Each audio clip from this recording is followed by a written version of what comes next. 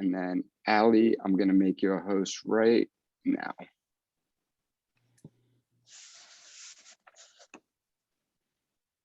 Thanks so much. Okay. Good morning, everyone. As Andre said, I am the Housing Programs Manager at PHDC, and I am managing the most recent version of the Rental Assistance Program. I put together a few slides here to go over just some information. How do I get rid of this thing? Okay.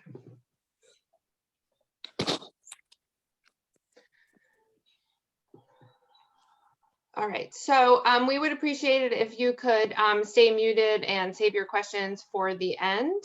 Oh, sorry, I didn't want the subtitles to be on. Okay. And just write your questions in the chat. That would make this a little bit easier.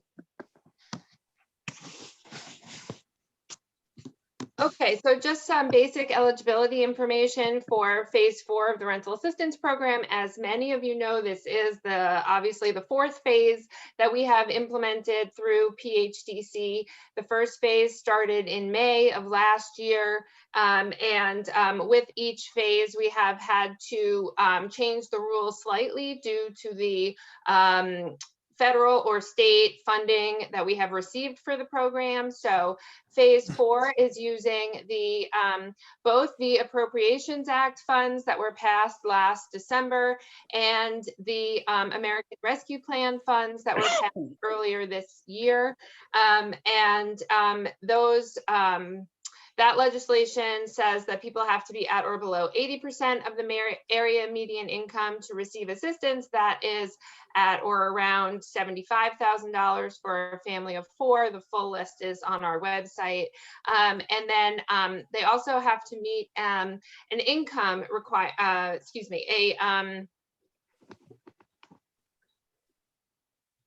a financial hardship requirement. So that is either that they have qualified for unemployment, or somebody has experienced a reduction in household income, incurred significant costs, or experienced some other type of financial hardship due to COVID-19. So that can be looked at pretty broadly. If somebody could no longer, since public schools were closed, people could no longer send their kids to school. They all of a sudden had to provide more food for their families. That can count as increased costs. Or if the applicant could no longer take SEPTA or the subway to work because it wasn't running on a normal schedule, and all of a sudden they had to take Uber, that counts as well. So just some things to think about when you or your tenants are filling out the applications. And then the applicant does have to show a risk of housing instability. And so that is either a risk of experiencing homelessness or living in unsafe housing conditions, or we even have like a broad catch-all question in there, have you experienced some other kind of housing instability? So those are some things to keep in mind for that question. We are also looking at if a household is spending over 30% of their household income on rent every month. That is something that we're calculating on the back end, and that would also qualify somebody. And people have to meet all 3 of these criteria: income, housing instability, and financial hardship in order to qualify for assistance.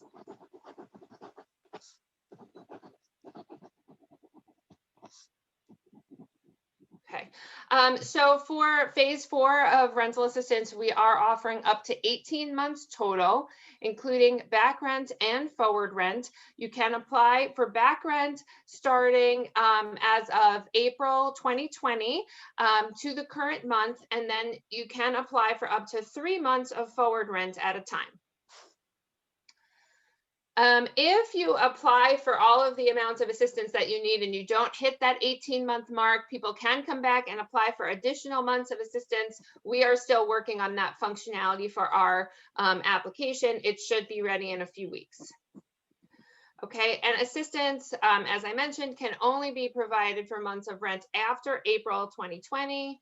And the total amount of rental assistance that we're providing per month is $2,000. That includes any fees or charges that are being passed on by the landlord. We've seen, security deposits, changing lock fees, replacement ID cards or rental insurance. So as long as those are fees that are in the lease that you normally charge, we can pay for those. Again, we do need proof of those additional fees laid out as, with the tenant's name on it, itemized by month, in order to approve it. And those are some things that might hold up the application if all of that information hasn't been provided. For phase 4, we can also pay for utility assistance. Utility payments can be provided for up to 18 months as well. That's as of March 13th and 2020. And it is March 13th, 2020, because that is the date that the emergency declaration was signed into law by the former president. And so that is, in the eyes of the federal government, the date that the pandemic started. There is nothing that we can do about that. That is how it is viewed federally. Okay.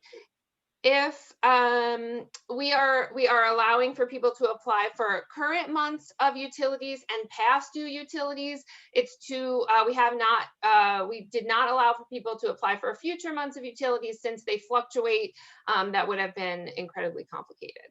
And we are providing up to $2,000 per month to each utility, and that's PGW, PWD, and PICO. Now, in order to apply for this assistance, all the applicants or the landlord applying on behalf of the applicant has to do is either check off the boxes stating that you want water, PICO, or PGW assistance. And for PGW and PICO, we're asking for the applicant's PICO or PGW account number. We are then reaching out directly to the utility companies to get the amount of arrears that are owed. So they are sending us the information directly, and we are making the payments directly to the utility companies. So I think that there has been some confusion about that. We do not need utility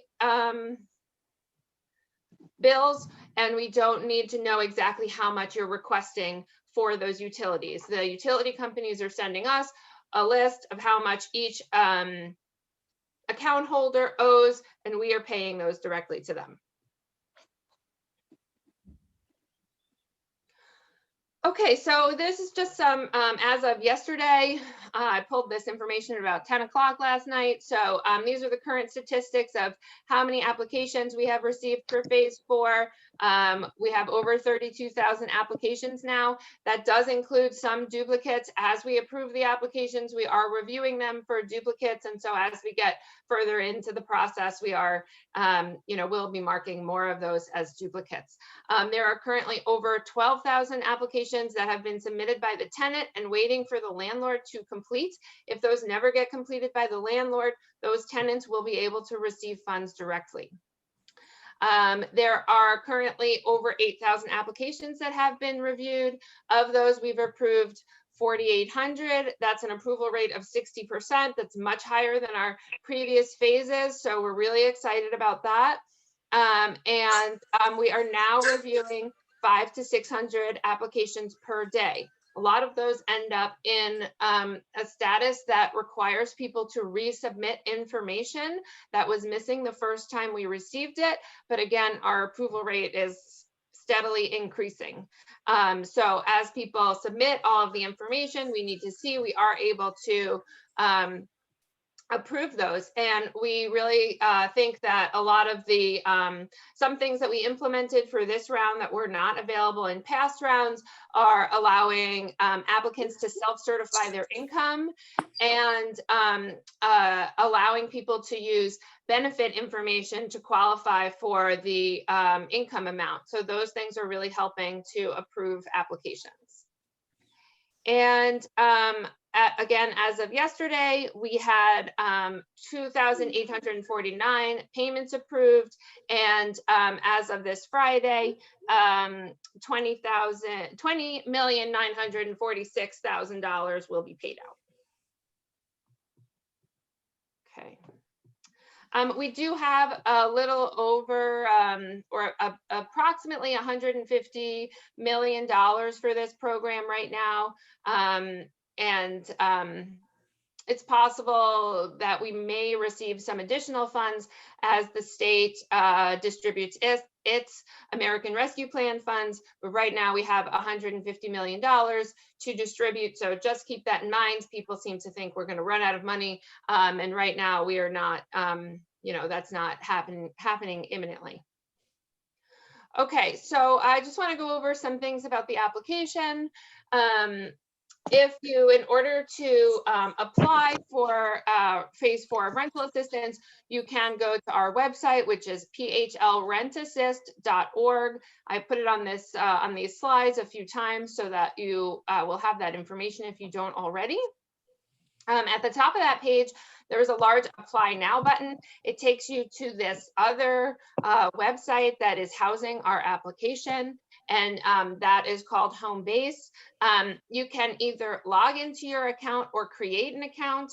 If you are creating an account for the first time, you'll have to enter your email address and set up a password. It will then send you an email to confirm the password, just like when you're setting up an account through, another website like Amazon or, some other shopping site. You would have to, go into your email and click on the link that they send you to, close the link and confirm that that is your email address. Okay. Once you log in, you are brought to this page here. I have a few test accounts. You can see up in the upper right-hand corner here, this says my name, and then it says landlord. So if you are logged in as a landlord, it will say that. If you are logged in as a tenant, it will say that. If it is the first time you are filling out, signing up for the it's the first time you're creating an account, it will ask you, do you want to continue as a landlord or as a tenant? If you have clicked the wrong button, you will have to contact our help desk and we can switch the type of user that you are in the system, or you can use a different email address to set up a different type of account, either a landlord or a tenant. Okay. So once you are in the system as a landlord, you would want to click on this, I am a landlord and I want to register to complete an application. If you are editing an application, you can also click on this button. Okay. Once you get into your into the account, you can, if you click on the phase 4 tab at the top, it will take you to all of the information that we have about you for phase 4. So your first name and last name, your email address, all the information that you have entered for your application will appear in this section. If you need to edit that information, you can now go in and edit that here by clicking this Edit Contact Information. At the bottom of that, or further down that page, are the other steps that are needed to complete or link your application with a tenant. So in order to, the first thing you want to do is register your bank accounts and properties. And then if you want to apply on behalf of a tenant, that there's also, I will show you on the next slide, there's also a button to do that from the bank account and tenant page now. And then if you want to complete an application that was started by your tenant, if your applications have been successfully linked by using the address, then you will find those tenant applications in section 4A. If the tenant registered before you created an account, or if the tenant entered a slightly different address than yours, or if one of you did not use the search function that pulls the kind of city approved addresses from the city's website, then it's possible that those sites didn't automatically link, and you will find that person in step 4B. Okay, so once you register your properties, oh, I'm sorry, if you go into the step 2, register your properties and bank accounts, you will see any properties and bank accounts that have already been registered. If you need to edit them, you can go in, click the edit button and edit them, edit the information in there. If you want to add another one, there is an add button at the bottom.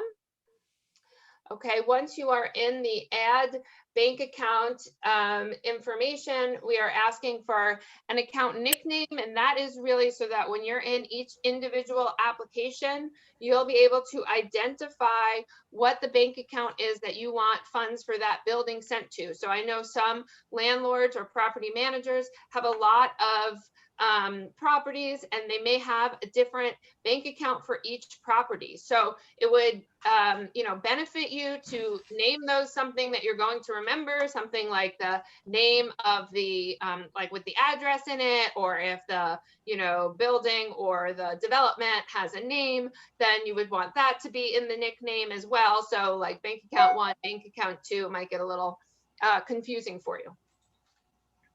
Okay, so the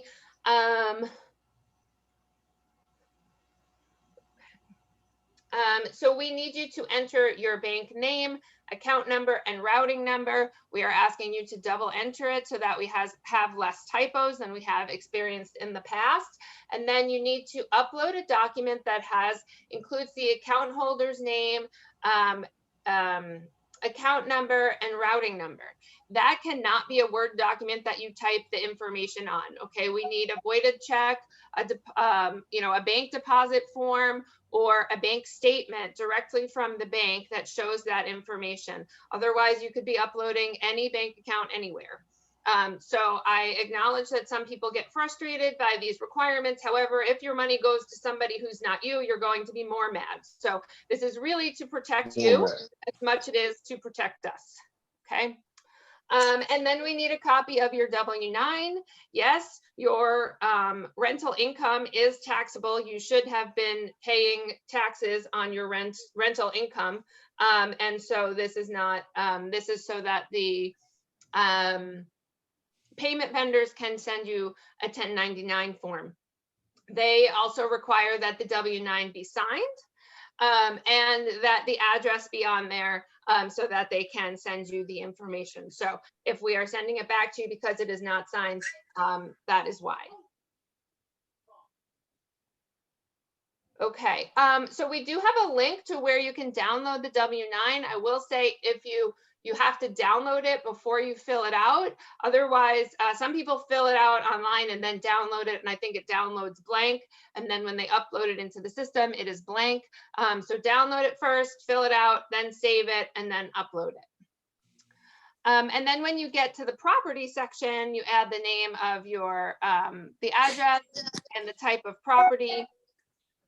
And then if you click the verify address button, what the system is doing is it's pulling any all available city data from the OPA site, the Office of Property Assessment site. And in the background, we're pulling in the OPA number. So that is what we're using to link tenant and landlord applications. I know that this is not without its issues. There are certainly instances where people's OPA numbers aren't right or they're not showing up. And so in those cases, please email us. We have been trying to sort a lot of those things out and make sure that the information is uploaded correctly. And then we need an ownership document. So I think there have been a lot of errors flagged in applications due to ownership documents. So if your name, if you as a single landlord, a single individual or family member owns the property and the name on the application matches the name that's in OPA, we do still need you to upload a document.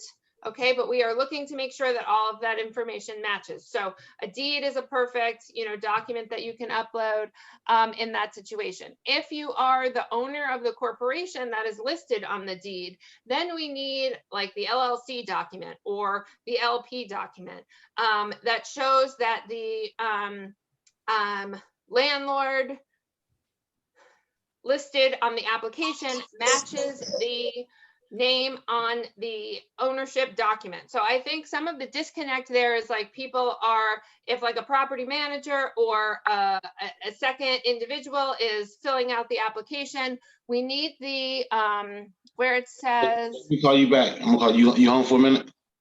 I'm at work. I'll be here for a minute. All right, I gotta get on this Zoom call. Okay, so we need the landlord business name on the application to match the landlord business name that's on the ownership document.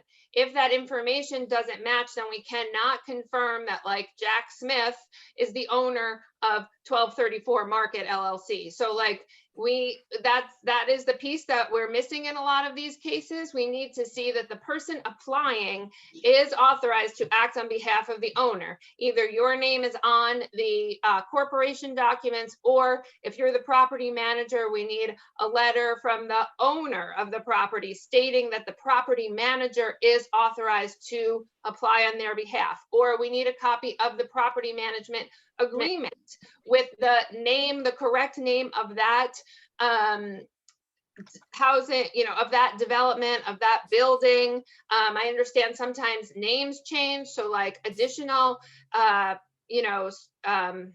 letters from the owner or whoever is on the ownership document stating that some of these things changed, or the legal documents that show that the name of the property management company changed or the ownership company changed, but we're like missing a lot of pieces.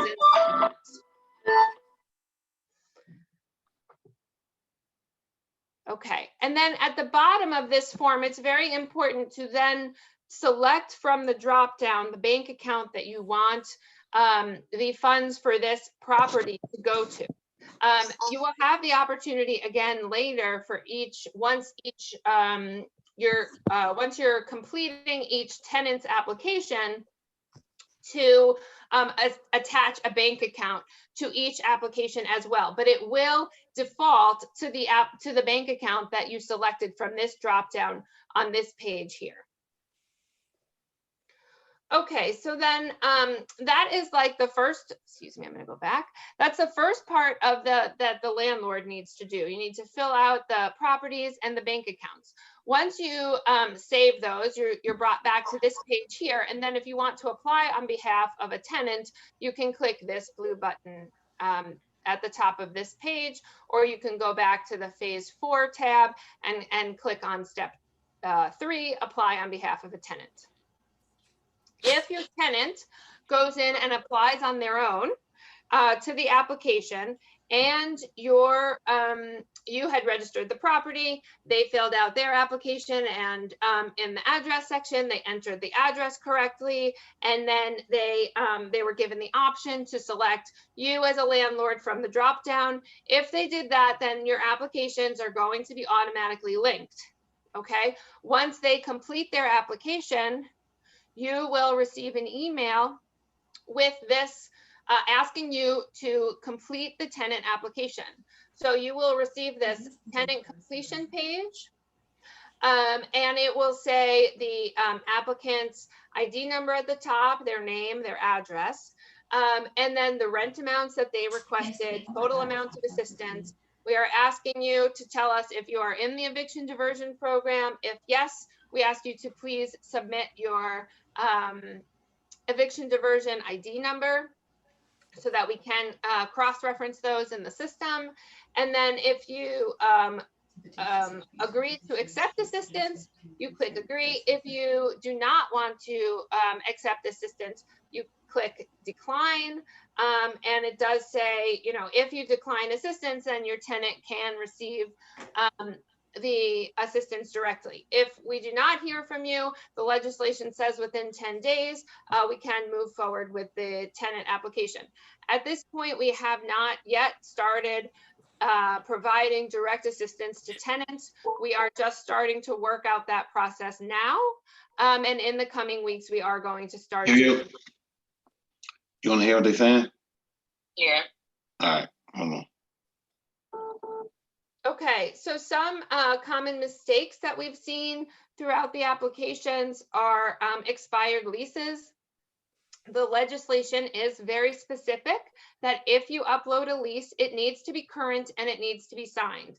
Now, I understand a lot of people are saying, well, our lease goes month to month, and that's fine if that's what you want. You know, if it does not say that it has a specific end date, then we can accept that. However, if your lease is from 2006, it does not benefit you or the tenant to use that lease, because we can only use the rent amount that's listed on that document. If you request $2,000 and the rent amount listed on that document is $1,200, you're only getting $1,200 a month, because we need to use the documentation that's been provided to us to prove the rent amount. So leases are not required in this program. You can submit other types of rent and residency documents. There is a full list on our website, okay? But other types of residency documents, so proof of address pretty much is what a residency document is, a utility document, a W-2, a pay stub, a bank, what's it called?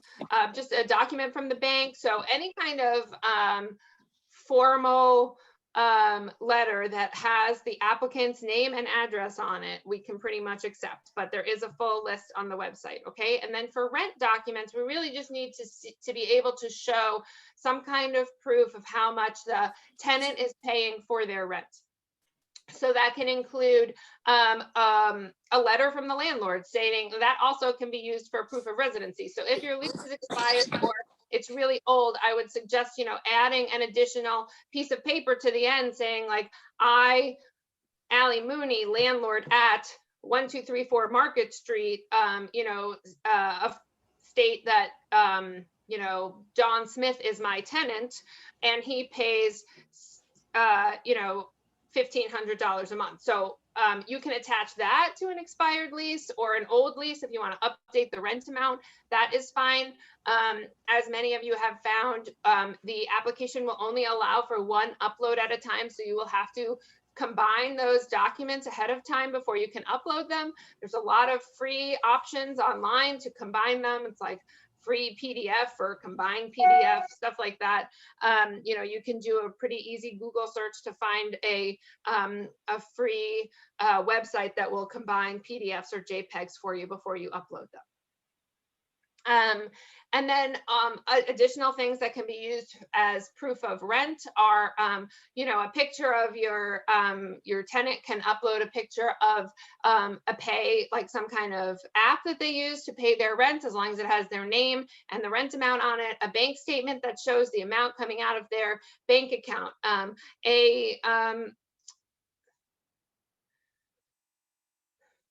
I know a lot of the larger property management companies have portals that show how much people owe. We can take a screenshot of that as well. Again, as long as it has the tenant's name on it, and the amount of rent that is being paid or is being requested. Okay, utilities should only be written into the additional fee section if they are included in the lease. If you have a PICO bill, a PGW bill, or a water bill that needs to be paid, and you're paying those directly to the utility companies, then again, those happen at the very bottom of the payment and utility page, and there's just 3 check boxes. You check off the ones you want, and for PICO and PGW, you have to enter the account number. So those don't need to go into the additional fee section. Any additional fees that you are requesting, late fees, or legal fees, if you're working on evicting somebody and you would have been passing those fees on to the tenant, we need proof of what those fees are.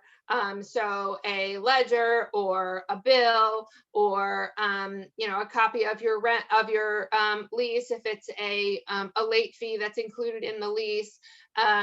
And that needs to be uploaded for every month that you are requesting assistance. Okay. I already went over the ownership documents, but that's a big one. We do have a feature now where the document reviewers are have a section where they can write in specific notes about what's missing. That is both for leases, for property ownership documents, for bank accounts. And next week, we are going to be pushing all of those notes out into the status page once our application developer can get to that. So that is planned. We're planning to do that next week. There'll be a big deploy with a bunch of additional information that we're pushing out to the public. And so then there will also be additional information added to people's statuses. Okay, I also mentioned the unsigned W-9. So that is one that will hold people up. And in that case, a lot of times we've already, sometimes that information has already made it to the payment vendors. So your status will say that your payment information was flagged by the payment vendor and you should contact, there's an email address there. Those emails go directly to the payment vendors. You can send them the information that they need and they can upload it into the account and approve it and move forward. So that means, you know, the payment has already been approved, but, you know, this one piece of bank information is kind of holding it up. There are a few other scenarios where the payment vendors will say that they can't move forward with the payments after we've sent it to them. And so at that stage, we are asking that you contact the payment vendors directly.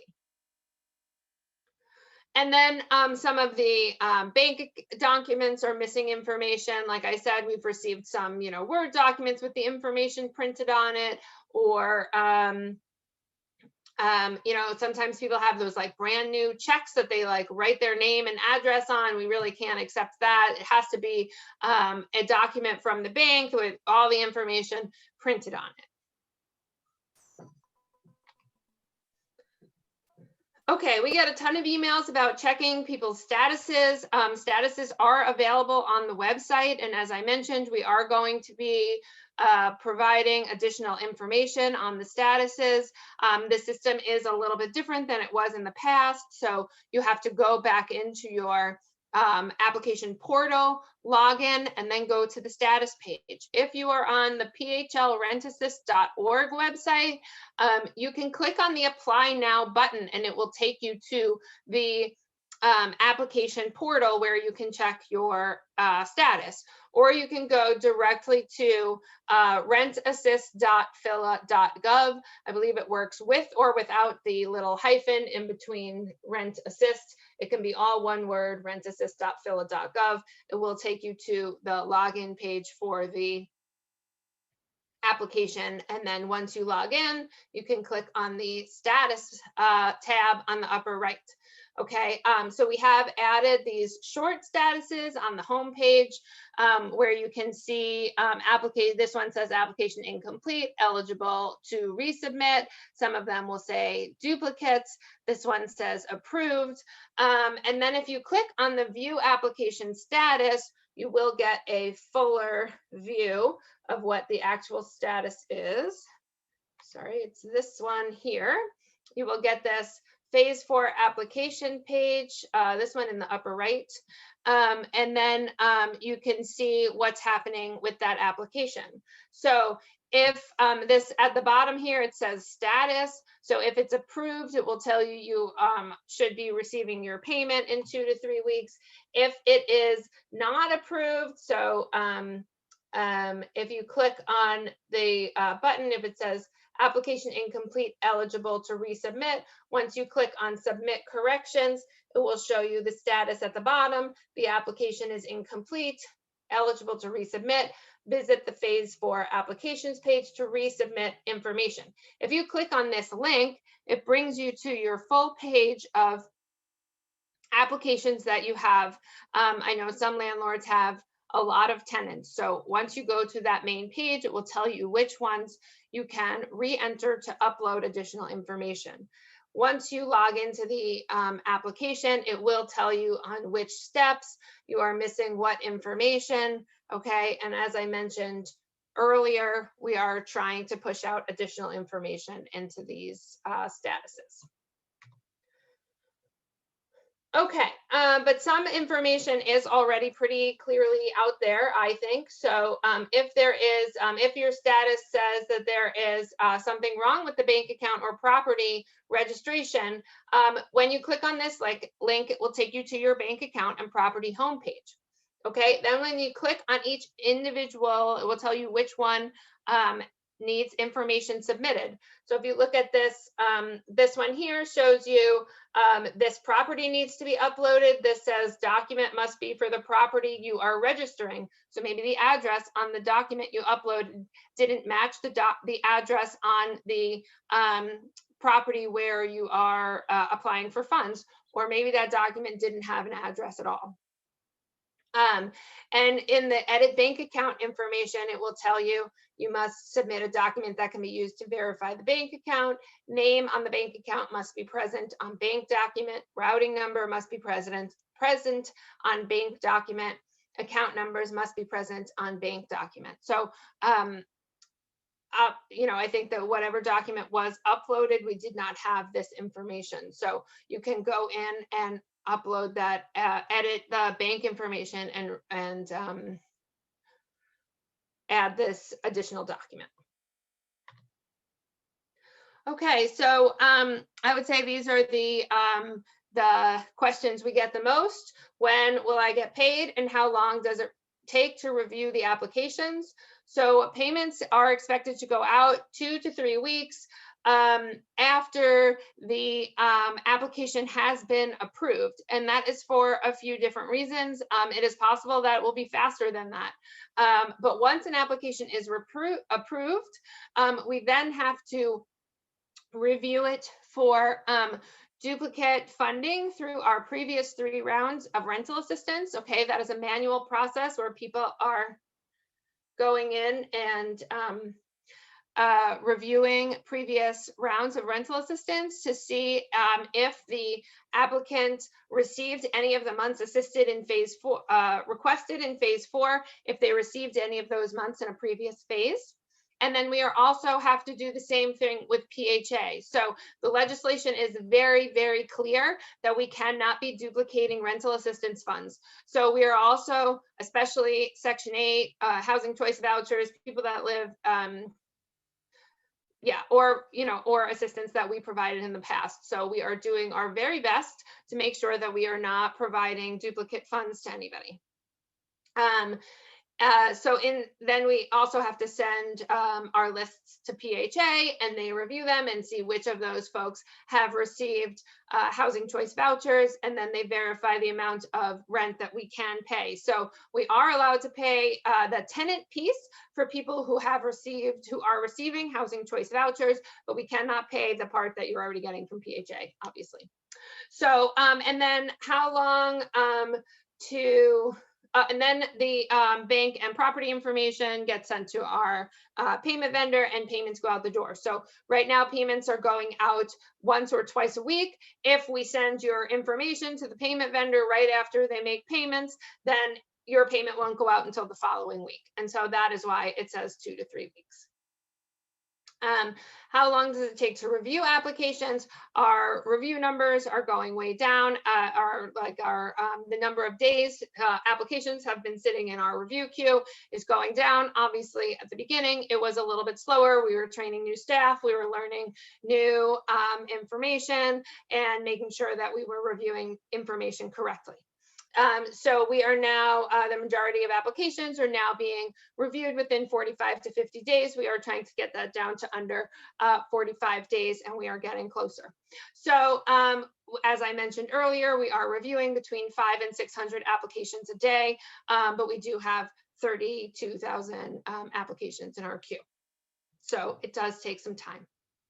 And then applications are considered complete once they have both pieces of information finished. So this is not, applications cannot be reviewed as soon as you submit them. If they are missing information, if they're in draft form or submitted form, if, you know, so some people are saying like my application's been there for like over 60 days, but it's only been marked as completed for 10 days. So it's not from the date that you first enter your application into the system. It is our system moves applications into the review queue once they are officially completed. Okay, here's a little bit of information about the eviction diversion program, which is an option for any landlords who are, I think Rachel could speak more about this if she wants, but so the city has an eviction diversion program to assist both tenants and landlords, and you know, especially landlords who are having trouble receiving rent payments from their tenants. The program is pre-filing, and there is support for landlords and tenants in resolving their issues in a mutually beneficial way to avoid the court process. Currently, over 75% of mediations have reached an agreement or resolved to continue to negotiate. So those are really great outcomes. I think a lot of people are receiving funds, and a lot of people are being able to stay in their units, which is important. And landlords can apply directly at www.phlevictiondiversion.org. Also, there was on April 1st, as many of you know, the Philadelphia court ordered that anybody who wanted to evict a tenant had to first apply for rental assistance. Applying for rental assistance also automatically enrolls you in eviction diversion. We are working weekly on making sure that all of those applicants are uploaded into both systems.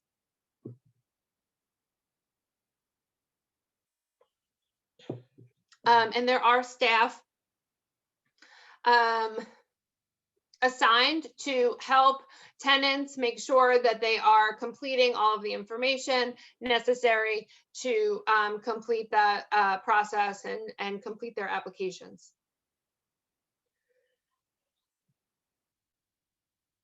Okay, and then there are volunteer mediators who oversee the mediation, and they are a neutral party. And then I have some contact information here for you. If you want to apply for rental assistance, you can go to phlrentassist.org. If you need assistance with your rental assistance application, you can contact our help desk. You can also call 311. They do have a number of operators designated to answer rental assistance questions. And if you need assistance with eviction diversion, here is an email address for the eviction diversion program. Okay, so that is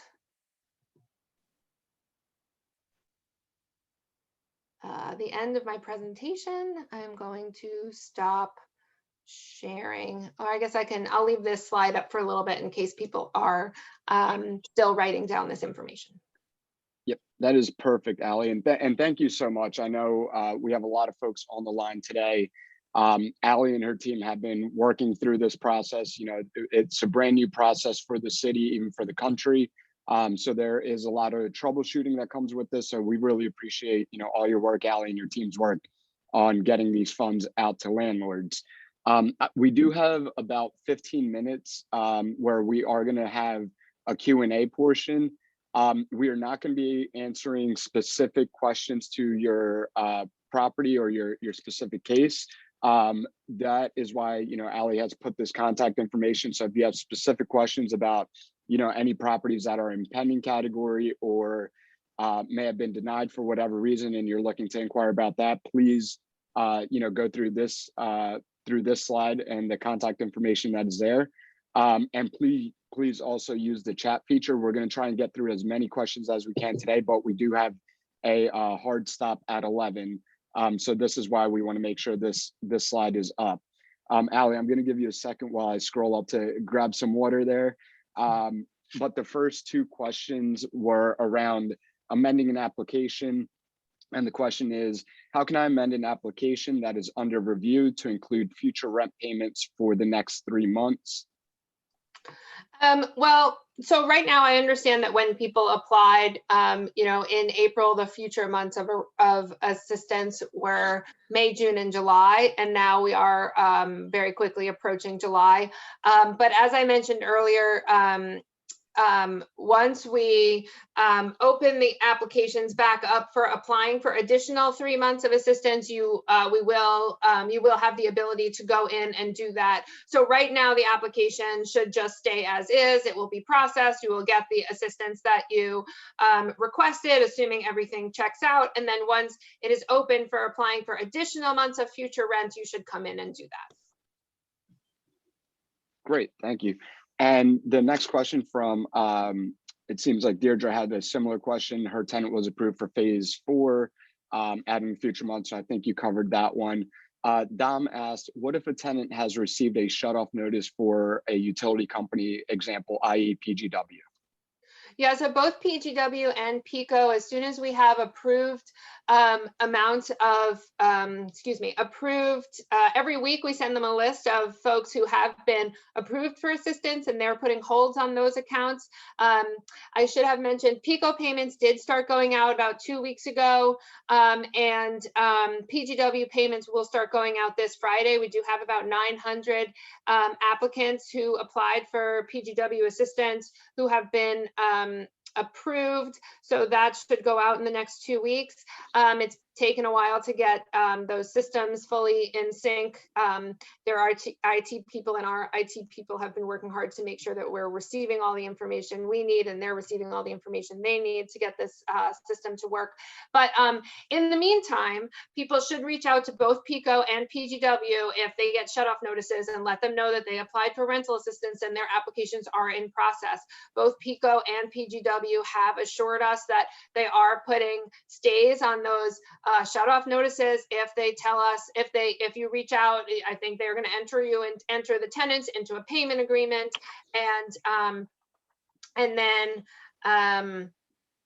then they will put stays on those accounts. I think for folks that doesn't work out correctly, I know that I believe PLA or CLS is working on contacting the utility companies directly, so they can always contact the Philly Tenant Hotline if they need additional assistance with that. But their first step is definitely to reach out directly to the utility companies.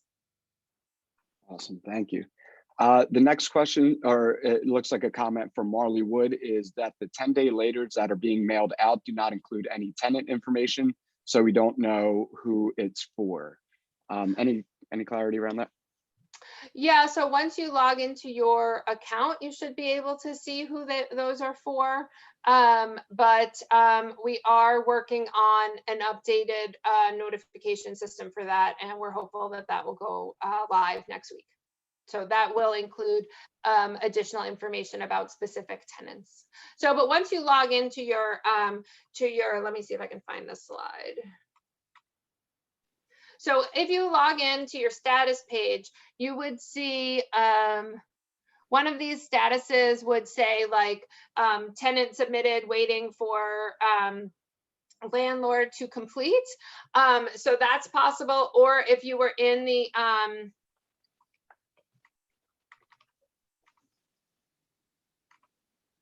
in this section here, if you look in 4A, you'd be able to see, and I believe that email does give some directions. So if you log into 4A, you'd be able to see any incomplete tenant applications that are already linked to your property in this section here. And so those would need to be completed. And then if for some reason the addresses or if they didn't match up exactly the first time everybody entered the information, you can go into 4B. And this section pulls those OPA numbers, like I mentioned earlier, that are pulled from the city's Office of Property Assessment database. It also looks at the landlord email address and landlord phone number that the tenant entered into their application. If those match the contact information that a landlord enters in their contact form, those tenants will end up in this section here, which is why it says possible matches, because it's possible that somebody got some of that information a little bit wrong. And so maybe you see some people in that section who aren't actually your tenants. That is not fraud. You can just ignore those and just complete the ones that are actually your tenants. If you still don't see a link, or if you know of a tenant who applied and is not showing up, you can contact the help desk. desk. The other thing you can do is to take your P4P ID number for the property that you're referring to, and those can be found here in the property section. It says P4P. If you give your tenant this P4P ID number and they enter it into their application, that will automatically link your application with theirs, and then they will show up in your 4A section. Okay, so I know that's not the easiest process. It was a little bit challenging to allow for both tenants and landlords to apply simultaneously and not be giving out a lot of links like we have done in previous rounds. So, yeah. Gotcha. Thank you. Yeah, the next question we have is something that, I think a lot of landlords at the beginning of this process had questions around. And the question is, how can landlords get written consent from tenants to apply for rental assistance if they're not very responsive via certified mail, phone, text, frequent visits?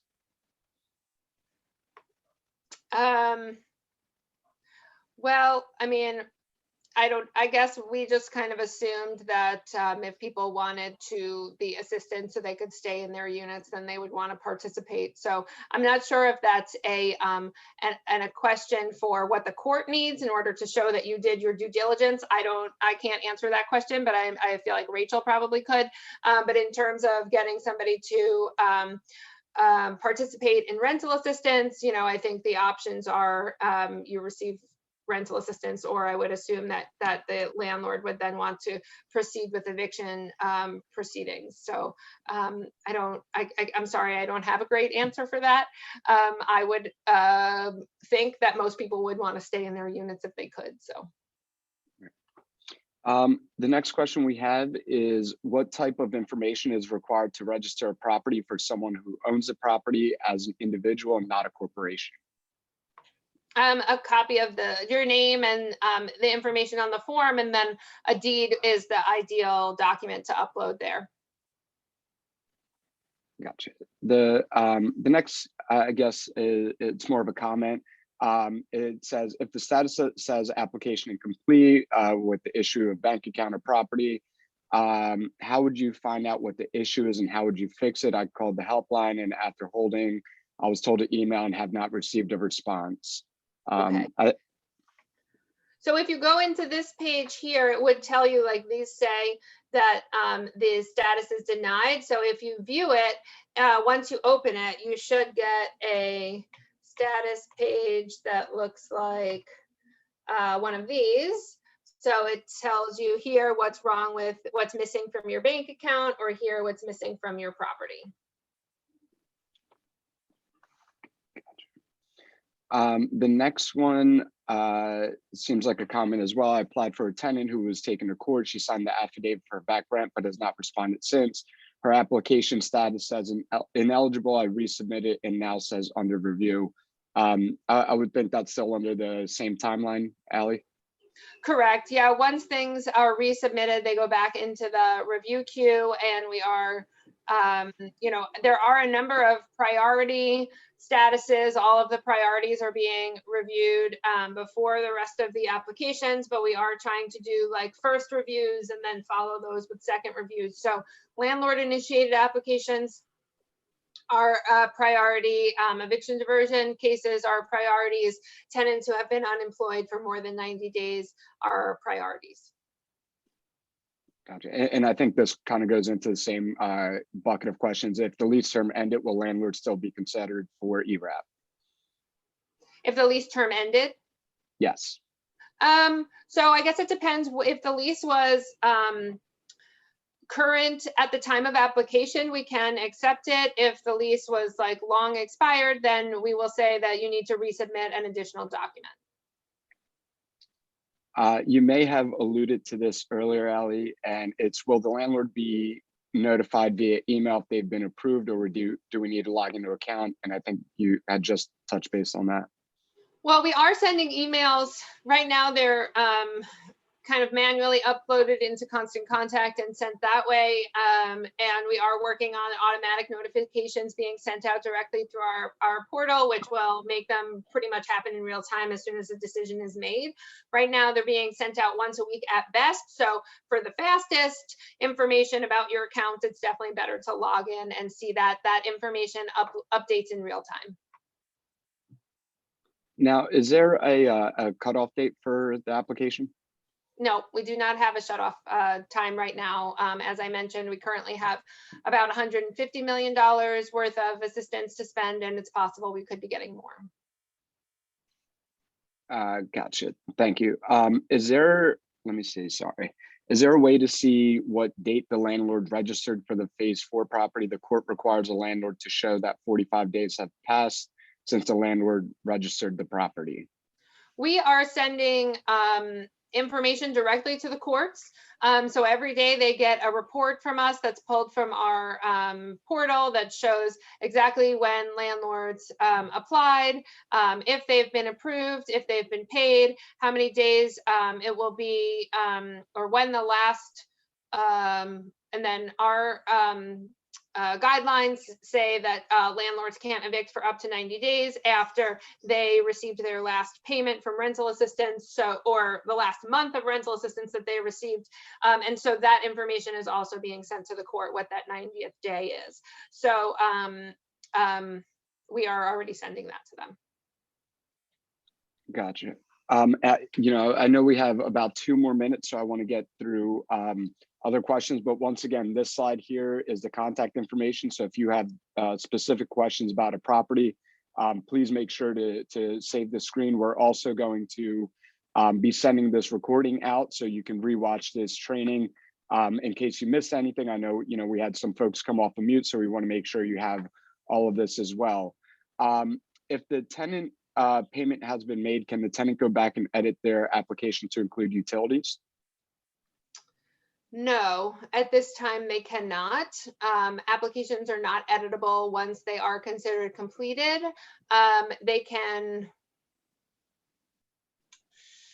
I think that functionality will be available once we open it back up for people to come back and apply for additional months of assistance. So I would request that they hold off on that right now. I think if they submit a new application, it will probably be marked as a duplicate and it will not go anywhere. So if you can wait until we come out with the new functionality for people to apply for future months of rent, they will also be able to apply for any fees or utility assistance they missed the first time around. Gotcha. All right, I'm gonna do one more question. I'm trying to find one that's kind of more general. Okay, here we go. What happens when the tenant you're trying to evict doesn't complete nor want to complete their portion of the application? Is there any troubleshooting for there? I do not feel qualified to answer that question. Sorry, I feel like all of the eviction questions have to go to the lawyers. No, I totally understood. There was a question about, can we print out the slides? I will make sure, I think Allie did send that over to me. So, you know, I can see if we can send that out as well with the recording. But we have hit 11 o'clock. You know, on behalf of PAA, PHDC, and HAPCO, you know, I want to thank everyone for joining us. Allie, thank you so much for all this information. I know this is extremely helpful. I know we're trying to get as much of these funds out, you know, in the next coming weeks, but I really appreciate everyone's cooperation today and for joining us. Allie, is there anything else you'd like to add at the end here? No, thank you for the time. I will just say, you know, we say internally we're kind of building this plane as we're flying it. So I understand that not everything is working perfectly. We are doing our best to add additional information that people will find helpful. And we are, you know, doing our best to respond to emails and inquiries as quickly as possible. I know it's frustrating to wait, but we, you know, are pretty much inundated with requests right now, and we are doing our best. So thank you all for your patience. And let us know if there's anything else you need. And Andre, I did update the slides a little bit, so I'll resend them to you. Okay. Yeah, great. So folks, you know, keep an eye out in your emails for the recording, hopefully, if not today, by sometime this week, and we'll make sure we get all this information out. We're also working on trying to set up possibly a second one. We'll work through that in the upcoming weeks, but we'll definitely make sure you get the recording out